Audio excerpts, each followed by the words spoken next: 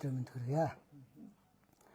За энэ ураантай цөмийн эрчим хүчтэй холбоотой нэлээд том асуудал үүсэнд бид нар маш их сэтгэл эмзэглэж байна. За би бол малын эрх хэмж, малын эмгэг судлаач. За мал эмнэлгийн нийт эрүүл мэнд, малын халдвар төвчин, халдваргүй өвчин чиглэлээр бол ажилласан ийм хүн байгаамаа. Мал эмнэлгийн ухааны доктор ийм хүн. За яагаад энэ байгаль эхлэлээс шалтгаалсан өвчин эмгэг үүсдэг гэдэг талаар 1993 оноос эхэлж би Монгол орны их олон газраар судалгаа хийж байсан. Тэгэхээр энэ байгалаас шалтгаалдаг бас өвчин байдаг. Тэр нь бол тухайн газар орны геологийн хөрс хөрсний тогтолцоо тийм ээ. Геологийн чулуулагтай холбоотойгоор малын өвчин үүсдэг юм онцлог байдаг л да. Гэтэл 2015 оноос 12 хоноос болвол манад цацргийн өвчин маш эцэмтэйгээр яригдчихсан. Өөрөөр хэлбэл байгалийн цацрагаас шалтгаалсан малын өвчин. 1997 оноос эхлээд манай өмнө говь нутгуудаар хайгуул хийж ирсэн байгаа. Томоохон хайгуулууд ихээсэн. Энэ ураантай холбоотой хайгуул байсан, мөн газрын тостой холбоотой хайгуул байсан. За газрын тостой холбоотой хайгуулыг хийхдээ мөн эдгээр байгалийн гүйсмэл цацраг идэвхтэй энэ стоподыг ашиглаж хийж ирсэн байгаа.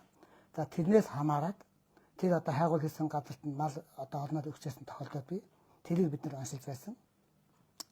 Дараа нь Дорноговын Улаанбаатартай холбоотой асуудал ихэлсэн. Нуус Оронгой 12 тугуул өвдсөн гэдэг асуудал бол 2012 оны 4 сар сүүлээр 5-6 сараас яригдсан. За энэ үед нь бол бас манай тэр тухайн үед мал эмнэлгийн үржлийн газар гэж байсан. За мал эмнэлгийн үржлийн газрыг дарга байжгаад манад ирсэн, манай төвл авартаарт дэд захирлаар иржсэн оргил гэж профессор байгаа. Саяхан гавьяат болсон. За энэ хүн цөмийн энергийн хэсэг бүлэг хүмүүстэй хамтарч тэр Дорноговын Улаанбаатарт ажилласан байдаг. Тэд нар ажиллаад тухайн үед энд бол малын халдвар өвчин байна. Байхтай бүр акабаны өвчин гэж энэ гажигтай төл гаргадаг. Тийм өвчин Японоос орж иржээ гэдэг шахуу ийм дүгнэлт хийгээд түүгээ баталгаажуулаад кино хийчихсэн байдаг. Монгол телевизээр нэвтрүүлсэн тийм баримтат кино байгаа. Анхных нь тэр. За ингээд тэр нөгөө акабаны өвчин сүүлдээ дэлгэрээгүй мал нь өвчлээд байсан. 8-9 сард бол манай төвл авартаар дуулгасан байдаг. За энэ дуудлагаар анх удаа би өөрийнхөө хамтлагчтай ажлын хэсэг ингэж ажилласан. Бид тэр 7 хоног ажиллаад тухайн үед газар дээр шууд дүгнэлт хийжсэн. Өөрөөр хэлбэл энэ нь уул уурхаагаас үүдэлтэй ийм малын өвчл хөл хорогдол гарчээ гэдэг ийм асуудлыг бол анх тавьсан. За ингээд тухайн үед манай төвл авартаар энэ байгаль орчноос шалтгаалх өвчний онцлог хандлагын тас гэж анх байгуулсан байсан. Тэр үед бид нэр олон талын хүнд элемент тийм ээ замын цатраг судалдаг ийм багц тохиромжтой байсан. Дүүгээр зогсохгүй биднэрт явуулын гамбер гэдэг багаж байсан. Гамбер 100 гэдэг 1000. За энэ багажаар бид нар газар дээр тэмдэглэсэн саяхан манай энэ хүмүүсийн хэлж байгаа шиг цатрагын маш өндөр фонод илэрчсэн. Тэр тухайн үед. За ингээд бид нар дүгнэлт гаргасны дараа дахиад 19 тугал өгсөн. За тэр 19 тугал өгөхөнд бид нар дахиж очоод нөгөө сулгааныхаа үрдэнг баталгаажуулахын тулд тэр ноосронгуугаас бас нэг өхөр бяруу тийм ээ аваад аймаг дээр аваач тэрийг бүрэн задлан хийгээд тэгээд оншийн бүрэн тогтоогоод дүгнэлтийг гаргасан. За тэр дүгнэлтийг бол бид нар тухайн үед мал эмнэлгийн газар албан ёсоор хүлээлгэж өгсөн байдаг. За тэр албан ёсоор хүлээлгэж өгсөн дүгнэлтийн мөрөөр намайг хэвлэлээр цэрэн чимэд буруу дүгнэлт гаргалаа гэдэг ийм шуугаан тавиад миний нэрийг өөр нэрээр бичээд ингээд хэвлэл мэдээлэлээр бол над руу нэлээд юм болсон. Тухайн үеийн сая ярьсан тэр цөмийн нэрийн газрынхан за мэрэгжлийн хяналтын газрын тэр цатрын байсан тэр улсууд бол ихэнх нь бурхан болсон байгаа. Тэр улсууд бүгдээрээ над нар ирээ та буруу дүгнэлт гаргасан гэдэг ийм маш том дайралт хийжсэн. За бид нар бол тэр тухайн үеийн дүгнэлт бол маш өндөр түвшний дүгнэлт байсан. Тэр дүгнэлт энэ архивын ухах юм бол мал эмнэлгийн газарт байх хэвээр албан тамга тэмдэгтэй. Энэ нь бол энэ нийтийн энэ мэдээлэлээр бол тухайн үеийн тэр тамга нь байхгүй тамга бүдгэрсэн тийм дүгнэлтийг бол явж яадаг. Тэгээ тэрийг бол энэ бол худлаа дүгнэлт гэдэг байдлаар нуун дарагдуулж өнөөдөр хүртэл ирсэн байна. За энэс үүдэлтэйгээр өнөөдөр Дорноговь аймгийн Улаанбаатар сайн шанд түгээр зогсохгүй Дорноговын иргэн тойрны мал, амтан, урмал, ус, хөдөлмөр одоо хөрс бүгд бохирдсон. Зүгээр зогсохгүй хүний одоо эрүүл мэндэд ялангуяа одоо айлын хүүхдүүд тийм ээ эрсдэх нялх одоо ураг одоо ам эрсдэх тийм ээ гажигтаа гарах тэндээс болоод сая маш тодорхой жишээ хэллээ шүү дээ. Маш олон эмэгтэй үр хөндөөлдөг гэж. Энэ бол 12 онд засгийн газрын хурал дээр ярьж байсан. Тухайд малын одоо асуудлыг бид нар ярьж байхад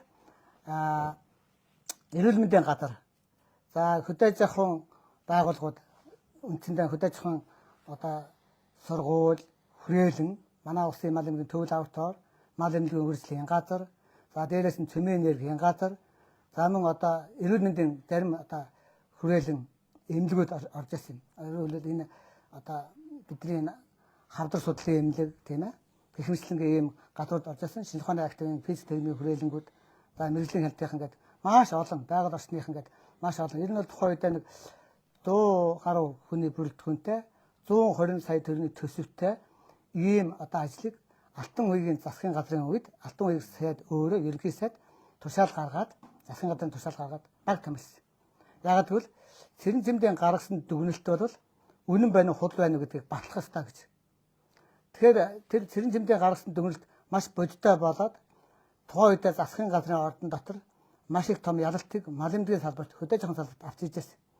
Манай мэрэгжлийн одоо нөхдүүд маань баярлаад намайг төрийн ордонд сэвж байлаа. Хэрвээ тухайн үеийн одоо төр засгийн газрын ордондоо бичлэг камерын байдаг байсан бол тэр нь байгаа. Одоо архивыг ухахад Алтан уягийн сайд кабинетийнхаа хурал хийгээд энэ цэрэн зэмдийн дүгнэлт бол үнээс цааш үнэн гэж байхгүй. Энэ бол маш үнэн байсан. Тийм учраас миний утсыг цэрэн зэмдэд өг. Та хүссэн үедээ надтай ярьж гэж одоо туслах нь надад утсаа өгчээсэн. Бүр тийм баримт байна надад. Энийг тухайд хурал суужсэн бүх хүмүүс мэднэ. Өнөөдрийн одоо цэрэн зэмдгээд намайг цоллоод миний нэр алдрыг дуудаад байгаа. Тэгш баяр бол өөрөө тухайн үед ямар ч мэрэгжилгүй физикийн ямар ч одоо аагүй ийм хүн байна гэдгийг засгийн газрын хурал дээр Алтан уягийн сайд өөрөө шүүмжлээд тэдний ажлын одоо тэр нөхдүүдийг бол нэлээхэн хатуухан донгодод гаргаж ирсэн. Энэ бол бодит баримт. Би бол энэ дээр ямар нэгэн хов жив юм уу эсвэл хин нэгний эрх ашиг хамгаалах яриаггүй. Энд бол шудраг үнний төлөө дуу хоолойг бид нар хэлэх ёстой. Би эрдэнэтийн судлаач хүний хувьд үнийг хаач хэлнэ, хинээс нуухгүй, хинээс заахгүй ийм байгаа. Тэгэхээр би бол нэг зүйлд маш хамсдаг. Ялангуяа манай мал эмнэлгийн салбар яг энэ урааны асуудалтай холбоотойгоор тухайн үед бид нар байгаль орчны лаборатори гэж байгуулад нэлээд олон одоо өвчний оншийг бол шинээр тогтоогоод их одоо тийм үр дүнтэй болж эхэлж байсан. За тэгээд яг энэ ураантай холбоотой, байгалийн цацралтай холбоотой асуудлыг маш өндөр хэмжээнд бид нар судлах хэрэгсэн. Яагаад өндөр хэмжээнд гэж бид нар малын эмнэлэг зүйн шинж тэмдэг буюу мал одоо өөрөө яг ямар эмнэлэг зүйн илрэл шинж тэмдэг гадна талаас өвдүүлээд байгаа. Яаж алхаад байгаа. Аль одоо биеийн аль хэсгээс нь үс ноос нь яаж унаад мутраад байгаа юм. Туруу нь яагаад байгаа, нүд нь яагаад байгаа тийм ээ гэдэг талаас нь гадна талаас нь судлаад. За амьсгалахтаа тийм ээ мал яаж юм, зүрх судасны яаж юм. За дээрнээс нь гадна тэрийг одоо бид нар мэрэгжлийн аргаар нөгөө малаа муулаад тэгээд бүх эд эрхтнүүдийн авч одоо өнгөн тийм ээ тэрний бүтэц бүрэлдэхүүн нь яаж өөрчлөгдсөн байна гэдэг бүгдийг гаргаж тавьсан. Шинжлэх ухааны одоо яг аргаар нь зүгээр зогсохгүй тэр хавийн малчид хүртэл өөртөө одоо иргэний хөдөлгөөний бүх усууд очоод мал задлаа тэр эд эрхт нь одоо гарын хуруу шиг ийм уушх нь ийм болцсон байна гэдэг ингээд үзүүлж ирсэн та бүхэн мэднэ. Бид нар тэрийг мэрэгжлийн өндөр түвшинд задлаад тэгээд одоо эд судлалын шинжилгээ гэж одоо микроскопоор тэр тухайн эсийн түвшинд, эдийн түвшинд ямар өөрчлөлт гарсан байна вэ? Малын одоо бүх эргэтэн тогтолцоонд ясанд нь, элэг буур, таван цуул бүх эргэтэн системд нь ямар одоо өөрчлөлт гарсан байна гэдэг бүгдийг судалж тогтоогоод энэ бол гарцаагүй уул уурхаагаас нөлөөлөлттэй. Бүр тэр тусмаа цаатаргийн нөлөөтэй. Нэгдүгээрт. Хоёрдугаарт нь хүнд элементийн нөлөөтэй. Гуравдугаарт нь химийн хавсарсан элементүүдийн нөлөөлөлтэй ийм өвчин байна гэдгийг дүгнэлтээр гаргасан байдаг. Ийм баталгаатай дүгнэлтийг өнөөдөр 12 оноос өнөөдөр хүртэл 24 он хүртэл бүтэн 12 жил нуун дарагдж ирсэн манай хөдөө зохион салбар үеийн сайдууд, үеийн мал эмнэлгийн газрыг удирдах байсан дарга нар өнөөдөр удирдах байгаа. Өнөөдөр энэ мал эмнэлгийг явуулж байгаа бүх хүмүүст би үнэхээр их сэтгэл дундуур байгаар зогсохгүй. Эдгээр бол Монгол улсын тийм ээ төрийн өмнөөс төрийн албан хаагчийн нэрийн өмнөөс эдгээр гэмт хэрэг үйлчлэх усуд гэж би үзэж байгаа. Яагаад гэвэл өнөөдөр хүртэл тэнд мал ёо гэхгүй Мал ёо гэж хэлэхгүй шүү дээ. Мал ёо гэж байна гэдгийг хэн тогтоод юм? Малын эмч тогтоод. Тийм учраас өнөөдөр малын эмч өөрсдөө бид нар хүн төрөлхтөн эмч юм аа гэж хэлэх дуртай байдаг.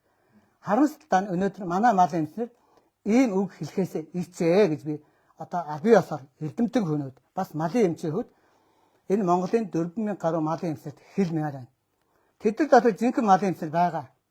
Жинхэнэ одоо хөдөлмөрч, жинхэнэ малын эмчнэр байгаа. Бас хуурамч малын эмчнэр байна. Дээрээс нь өнөө цагийн нийгмийн энэ их бусрамг өвөлд автагдсан, өнгөн мөнгөнд донтсон, тийм ээ? Эдэд сунагдсан. Албан тушаал, эрх мэдэлт, гавьяа шагналд өөрийгөө хөдөлгдсөн ийм хүмүүс бол одоо маш олон болсон. Манай мал эмнэлэг. Эдгээр хүмүүс бол зөвхөн мал эмнэлгийн салбарыг одоо унгаагаад зогсохгүй, тийм ээ? Энэ Монгол улсын ард түмнийг хүнслийн аюулгүй байдал талаас нь бүхэл бүтэн суурилыг авч ирж байгаа гэж хэлж болно. Яагаад гэвэл тэр малын мах сүгээр дамжаад хүмүүсийн эрүүл мэндэд ямар их сөрөг нөлөө үзүүлж байгаа вэ? Яагаад энэ ёонцсон цацраг бол хортой бай гэж сая манай энэ мэрэгжлийн хүмүүс маш их ярьж байгаа. Би малын эмчийн хувьд бас хэдхэн зүйлийг хэлээ л да. Малын эмч гэхээр малыг мэддэг, өвчнийг мэддэг, өөр зүйл физикийн тухай мэддэггүй, атомын тухай мэддэггүй гэж хүмүүс бодоод тагсаг байна. Үгүй л дээ. Малын эмч бол энэ орчлын ертөнцийн байгаа бидний шинжлэх ухаанаар судалдаг бүх шинжлэх ухааны үндслийг бүгднийг судалдаг, мэддэг, хардаг тийм чадвартай байдаг. Тийм учраас энэ одоо цацраг бодис яагаад нөлөөлдөг бэ гэдэг талаас нь хэлэхэд 2-3 хаалт хэлье. Бид нар өнөөдөр байгаль дээр байгаа уран 238 гэдэг одоо ярьдаг тийм ээ. Тэр уран 238-аас 24-5 изотоп ялгардаг. Яг тэрнээс бол альфа, бета, гамма цацраг ялгаруулж байгаа 15 орчим изотоп байгаа. За тэр 15 изотопоос 6-аас 8 изотоп нь бета, альфа, бета цацраг ялгаруулж байгаа. Тэр бета цацраг ялгарахдаа сая бидний хэлээ маш олон сая жилийн хугацаагаар ялгархаас гадна маш богино хугацаанд жишээлбэл арати, тори, висмут хар туулга байна тийм ээ. Эднэр бол маш богино хугацаанд зарим нь одоо 24.6 секундаас тийм ээ. За тэгээд 26.8 минут мөн түүнээс дээш одоо 24 хоног жишээтэй ийм одоо бета цацруудыг ялгардаг. За тэр бета цацраг бол бүх юмыг нэгтгэж зарна. Малын айс ус юу байдیں۔ Одоо та нарын амьсгалаар ороод бүх эрдэнэ системд ороод тухайн эсийн төвшөнд явж байгаа тэр генийн өөрөлд ген буюу бидний яриад байгаа хромосом геномд нөлөөдөг. Тэр геномд нөлөөлөхдөө зүгээр л тэнд мэдээлэл өгсөж явчихдаг. Тэр мэдээлэл нь аажимдаа тухайн эсийн дотор байгаа генийн тэр процедурыг одоо уургийн нийлэгжилтийг өөрчлөөд ийм гажигтай өөрөөр хэлбэл удмын гажигтай ийм мал амьтан хүн урмал бий болох нөхцөлийг бүрдүүлдэг. Ингээд тэр нь яадаг гэхээр фенотипийн шинжээр илэрч байгаа. Өөрөөр хэлбэл фенотип гэдэг нь тэр ген даваасад нөлөөлж байгаа. Тэр ген үйл ажиллагаа явуулаад ирэхээр гадна талдаа одоо нөгөө янз бүрийн толгойтой тийм ээ. Янз бүрийн одоо бие эрхтэн систем нь ийм гажигтай ийм болчихсон аномал гэж нэрлэдэг. Мэргэжлийн хэлгээр. Ийм бүтцтэй төл амтныг бол бий болгож байгаа.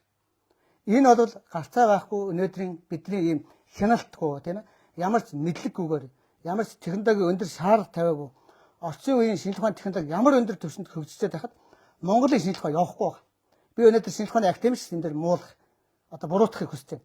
Яагаад гэвэл өнөөдрийн шинжлэх ухааны академи гэдэг бүхлөөртөө Монгол улсын академи гэдэг байгууллага байсаар байтал энд физиктэй холбоотой, цацралтай холбоотой асуудал Монгол улсын бүх тал нутгаар, бүх одоо хангаа нутгаар, бүх говь нутгаар хөндөгдөж байна. Энийг юугаар илэрдэг гэхээр малаар илэрдэг. Мал дээр илэрсэн энэ бүгдийг бид нар очиад яг газар дээр цацраг хэмжих тухайн цацраг тэр богино хугацаанд цацраг өгдөг. Тэр тунгууд аль хэдийнэ цацраг изотопа цацраад өнгөрөөд тэд эд эртний гэмлэгээ дууссан, хугацаанд дууссан байгаа. А зарим нь бол хугацаанд дуусаагүй бага тунгаар байнга өргөлдөө цацарч байгаа. Ийм одоо нөхцөлийг бид нар өнөөдөр хүртэл одоо олж харж тогтоож чадахгүй байгаа нь маш өндөр хэмжээний эмгэнэлийг авчирч байна. Тийм учраас би энэ 126 хүнд